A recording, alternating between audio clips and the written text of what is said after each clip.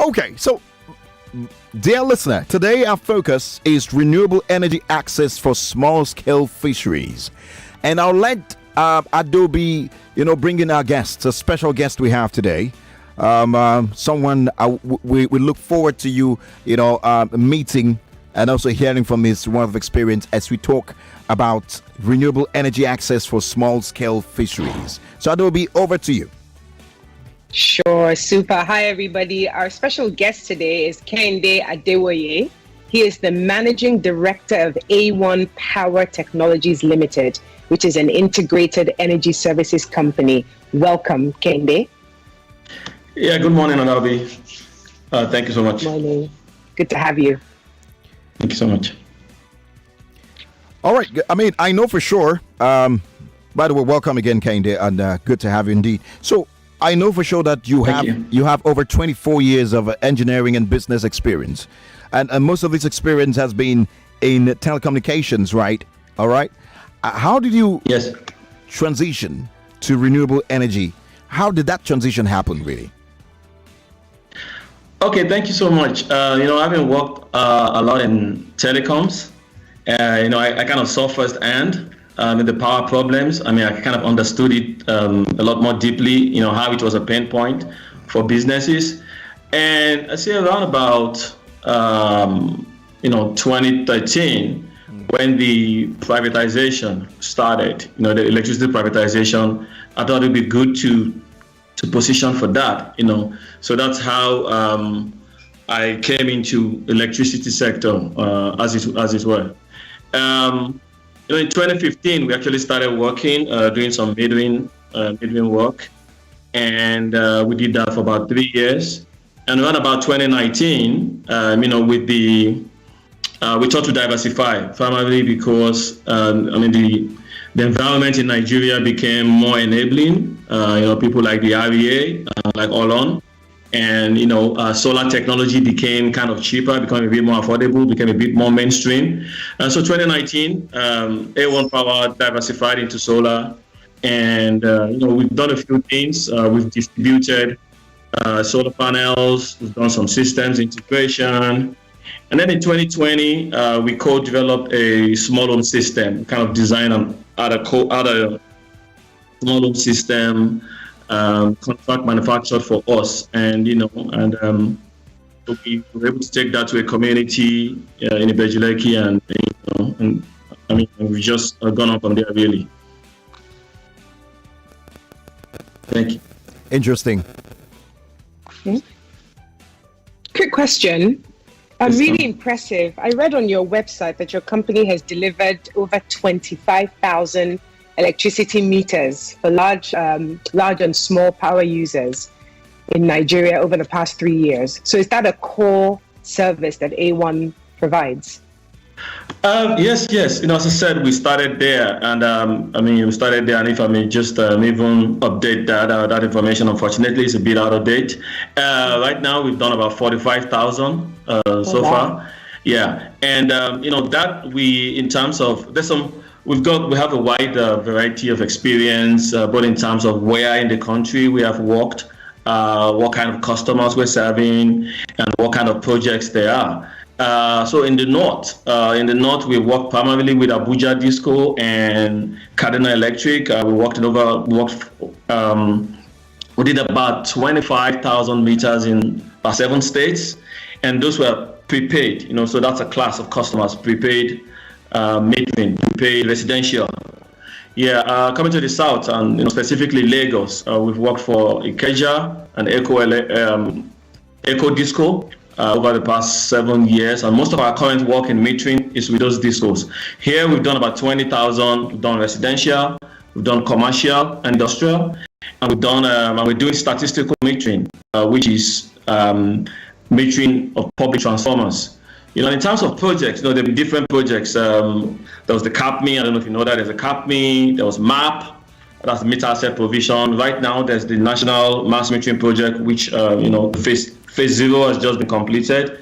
We've also participated in that. So yes, indeed, it's a core service for us, and remains so.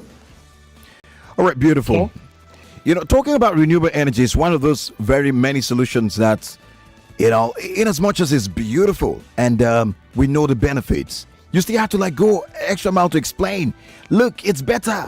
It's safer. You have to do all of that. Let's talk about diesel for example. Let's talk about the price of diesel, for example, which of course has more than doubled in the last 1 year, and I think it's about 750 right now. I'm not very sure.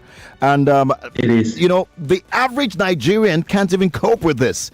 In your view, right, and Yes. an experience in this renewable energy, is it a viable solution? Because some people still would say, yeah, I'd rather go and queue to get the diesel. I'd rather do that. I'd rather spend early extra. That's the attitude you get from the people. So is this a viable solution? I mean, absolutely. It's a matter of what you call total cost of ownership. Yeah. So it's either you struggle at the beginning, maybe let's say you suffer now and enjoy for a long time, Yep. or you suffer a little bit for a long time, which is what diesel is. Yeah. So in terms of the viability, the total cost. I mean, it's a no-brainer. I mean, the total cost is cheaper because it's there. You take the upfront cost now, and then it's free. I mean, going forward, and more importantly, the cost of pollution you can't even quantify. That's right. The cost of pollution you can't quantify. So I think it's viable, and the technology is really, really progressing. The cost of solar is coming down. Yeah. The cost of batteries are coming down. And in more advanced economies, they're even doing things like grid storage. So now you can even store energy at the grid level. So there's a lot of there's a lot of progress. I think it's viable. I think it's viable. So, Collins, let me just step in there very quickly. This is the bone contention. Kehinde, you are in the industry. You are a subject matter expert. You said that the cost is definitely less. That when you compare diesel to renewable energy, your choices are to pay more now and less later, as opposed to diesel where you're paying continuously. But what is it about this message that people are not getting? Because that's the argument we're always having. We're always trying to prove that it is indeed more cost effective. So let's even not talk about the health aspects, but in terms of cost, why is that message, as many times as people like you say it, what is it that we're not doing that people are not understanding this very basic fact? I think the huge thing really is access to finance. So I think really when you know that, okay, these things cost X, and in most cases you need to bring up X from your pocket once and for all, then you don't even really want to know. You just say, this is expensive. But in other places, and to a large extent, that's also growing in Nigeria now, there's financing. There's financing that makes it affordable. At the end of the day, there are different models.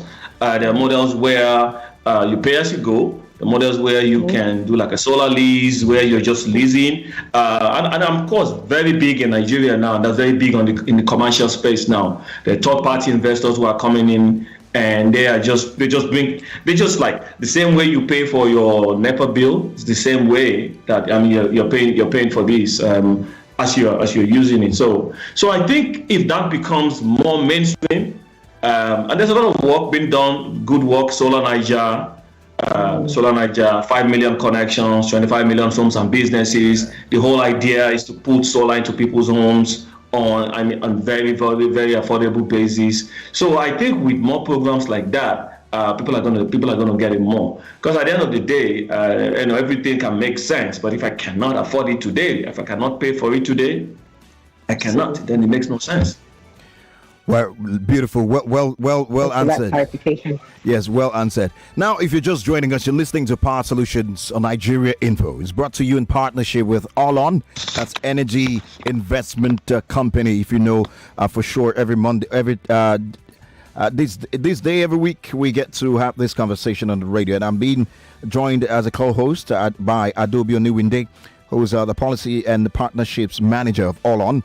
And our guest today is an expert in the field, is talking about Kehinde Adewoye. He's the managing director of A1 Power Technologies, and we're talking about renewable access, energy access for small-scale fisheries. We'll get into the matter in just a moment, but I am aware, I'm one of those who's aware that A1 Power was announced as one of the 13 winners of the 2021 UASDF All-On Upgrade Energy Challenge that received about $100,000 blended finance. For sure, I think that's I'm correct with that. So how did this help the company, and how do you plan to use these funds? Now, before you respond to that, let me go back and bring the listener in about the previous question, or the previous question that's Adaobi asked, that has to do with solar, why people had issues.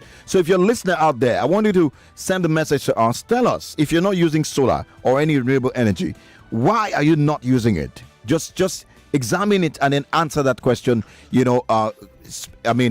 as sincere as possible.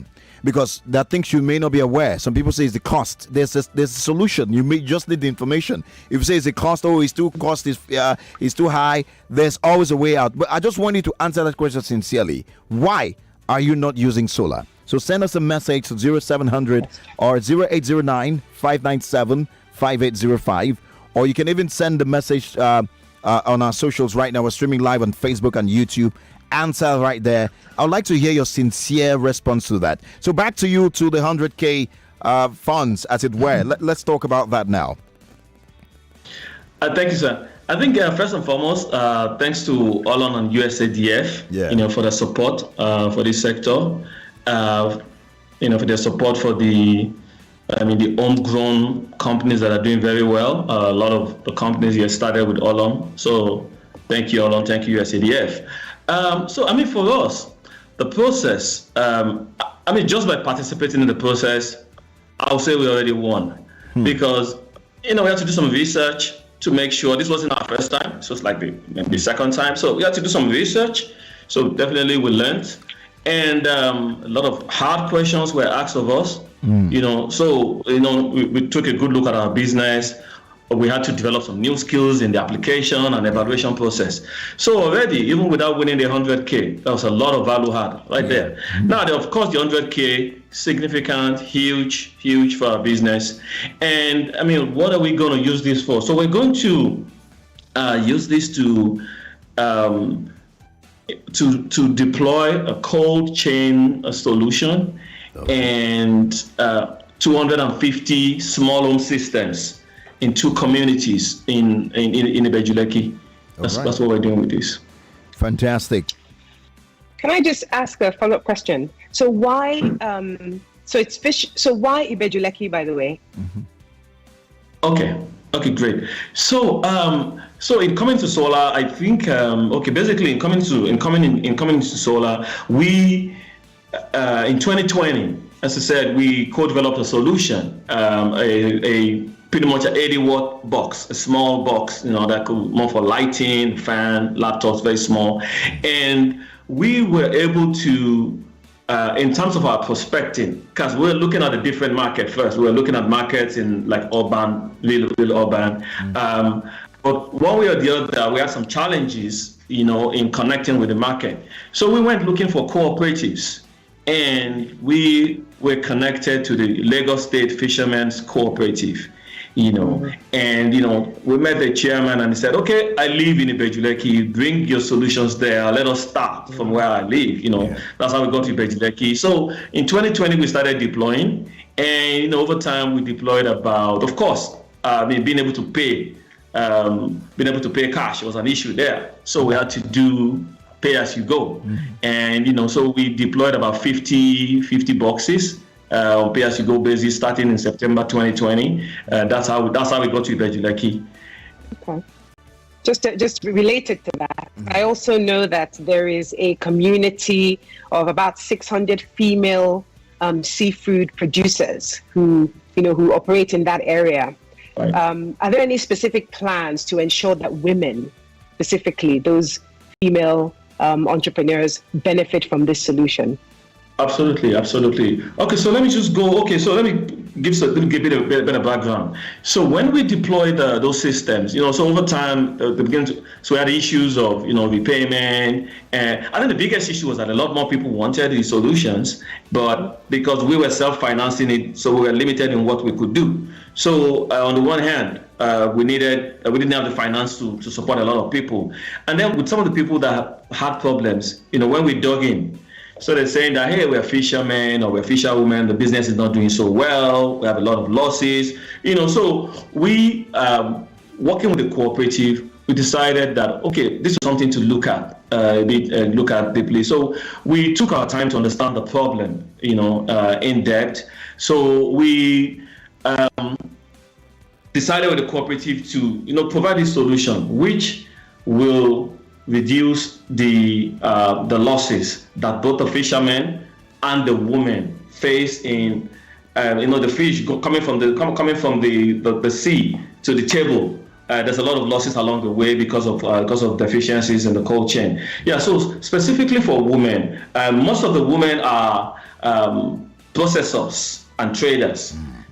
So once they get the fish, it's theirs. They've already committed to it. Once they cannot store it, the loss totally is theirs. So in terms of being able to preserve the fish, short-term in transit to the end users, or being able to preserve it a bit more long-term, say they decide to sell later, that's how these solutions will help them. And, right now, some of the preservation methods that they have to make sure they don't lose what they can sell, they're a bit laborious, and most of it is actually by what's it called now? They do wood burning to dry, and I think that, of course, so that has health implications. There's some people who, that has health implications. So now with this option that we are providing, both from an economic point of view, from an health point of view, from a use of time, from an efficiency, these are some of the ways in which this will be helpful to the women. Well, very, very, very inspiring. I know the listener will be wondering, okay, great. How would this impact me? Let me tell you a few things. How many people do even ask the question, with the fish I'm eating today, where did it come from? What area? Who caught it? Who brought it here and all that? We don't ask that question because you just go to the market and buy. But when it comes to the pricing, you want to ask questions. Why is it expensive? Now, with such a solution, it's sure that, of course, the farmers or the fisher women and men will be able to get, more value. They'll be able to preserve their fishes better. And that may affect the price because, once you are not spending a lot to get it to the market or in good shape, you will most likely, it would impact the price positively from the perspective of the consumer. So that alone is I can see the multiply effect of your solution and how it goes. So I asked the question earlier about why you're not using solar, and I'm getting some comments already. One, let me take this one that says, "Good morning, Collins." Quickly, is that the reason I'm not using solar yet is the fact that I need it for ironing because I am a fashion designer, and I'm yet to hear about solar energy with such potential in Nigeria. Yet, I'm skeptical about the fact that it won't be available, or it won't be. It will be too expensive if it's available. I'm just starting my business. You see, the reason I ask that question is because people have misconceptions about solar, and this is just one of them. Who wants to react to that? Adobe or let's push it to our guest. Don't take it from me because that's what I do. I want Kehinde is more you are the SME. They will believe you first. So please, can you answer that question? Yeah. Somebody is saying that he's afraid to invest in solar because, for example, something as simple as ironing might not be able to carry a solar load. Can you please educate people? No, solar, actually, solar can do, I would say, anything. It's just a matter of how much solar you're looking to put in place. So right. Absolutely, solar can iron. So solar is a form of energy. Yeah. Every energy supports a certain load. That's just what it is. Yeah. So pretty much, solar can power irons. Solar can power milling machines. Solar can power grinding machines. It's a matter of what capacity of solar we're talking about. And it's also very essential to make sure that the load and the capacity match. So as I said at the beginning, solar can power anything. It's a matter of how far you're willing to go. All right. I mean, solar If I can can power just anything. add to that, as a consumer, so all On's offices run completely on solar. There's about 18 of us in those offices. We're using ACs, we're using high-tech equipment, and it's run on solar. So, fashion designer, I promise you, you can use an iron on solar. And if I may say, fashion designer, there are solar-powered sewing machines. If I may, just to have specifically for you. Things we learn. Yeah, Things we learn. Absolutely. They are solar-powered airports or hospitals, by the way. Solar-powered villages, Absolutely. communities in parts of the world. So I think that that question is a very important one, because a lot of people think that solar power or solar energy is kind of like less of an energy. I mean, compared to, when they hear from the national grid is strong. But I think that has to be wiped off. And thank God for Power Solutions and indeed moments like this to address such things. Okay, let's move on now. I think Adaobi has got the next question. Sure. Just going back to the solution that you are working on in Ibejuleki. So we understand that residents and businesses in that community actually indicated their willingness to pay for this solution, right? So people know about this. People actually ask for this. Now, is that more from a price point? Two questions. Is that more from a price point or from a health perspective? And second question is, so how affordable is your solution? Okay, thanks, Adaobi. I think from an awareness perspective, I will say that we were not the first to get to that community, to be honest. They had... We met some. Relatively wasn't totally virgin, but affordability. I think affordability and information. I think when we got their expectations of what this can do and what this can't do, was an issue, and affordability clearly was an issue. Still an issue. So in polling people and in developing this project, it was very clear that. So our systems that we took there were self-financed, as I said, mostly 6 to 12 months at the most, because this was self-financed. So we got an indication that, if this was 18 to 24 months, maybe it was a bit longer period, and then the monthly fee will become lower. That was doable for them. And, and that with the all-on grant that we're getting, that we've been able to do because we have access to funding to do that now. So the systems that we're putting in now, we're putting in two different kinds of systems. There's a smaller 80 watt and a bigger 180 watt that can do a lot more things. And we're looking at a monthly repayment now of about 7,500 to like 12,000 monthly over 18 to 24 months. And Another experience we had then was we just supplied a solar box. That's what we could supply. So people wanted fans. Of course, the solar box itself came with some lights, but people, of course, wanted fans, and that was a challenge because a fan by itself, for a lot of people, believe it or not, they couldn't buy it at once. So this solution now, we are bundling it with fans. We're bundling it with fans, with radio, small touch. So they could do a bit more things now. So there's lighting, there's cooling, there's a bit of entertainment, and they have all of that in one price. So I think it's affordable. Relatively coming from what we did before. So I think it's affordable. In terms of the cold chain solution itself, that's the big one. A cold room is not, a cold room is tens of millions of naira. So the solution we have here, it's cooling as a service. You don't need to own a cold room. Just bring your stuff there and you pay daily. We're looking at about 150 to 200 naira a day for your produce. And then additionally, a big thing that we found there was the scarcity of ice block. An ice block. The price fluctuation could be very wild, very wild depending on our availability. So we're finding that you could buy a bottle of Coke today for 150. If it's cold, tomorrow it could be 250 because there's no ice today. So we have an 800 kilogram capacity ice block maker in this solution. And we're looking to do ice block at about 100 naira per kilogram. The beautiful thing about all of this is that primarily it's all powered by solar. It's all powered by solar. Because if you ask anybody, they will tell you that one of the biggest issues of the ice block business everywhere is power. It's power, it's the power guzzler. But now we're working with a young Nigerian company, and the ice block machine is from a young Nigerian company, innovative Nigerian company. Is very high. It's highly efficient. It's lower power. So. All right. We're rolling out some numbers there, Kehinde. No matter how you slice it, it's going to be cheaper when you consider we're buying diesel at 750 naira a litre. Right, absolutely. Yes.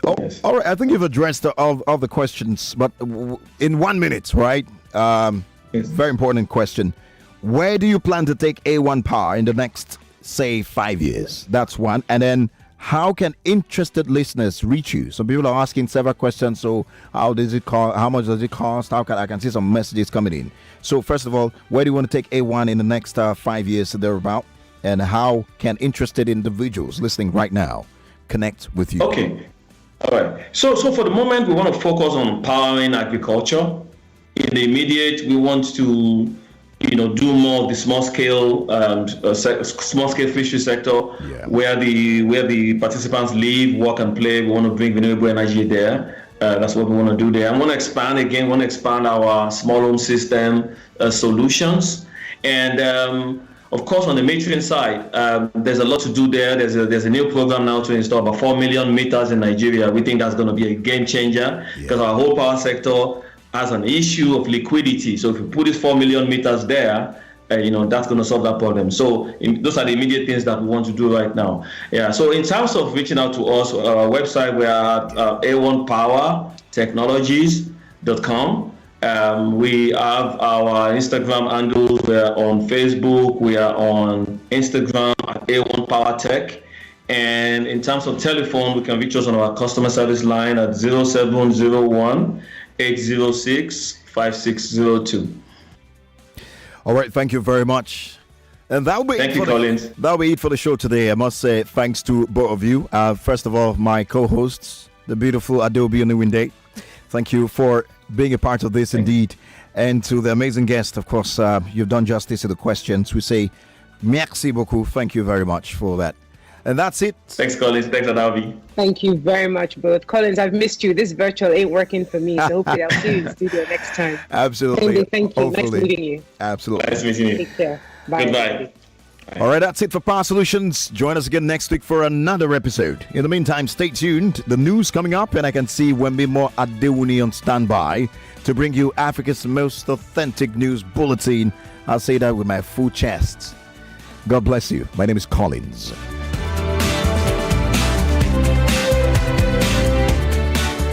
Teke.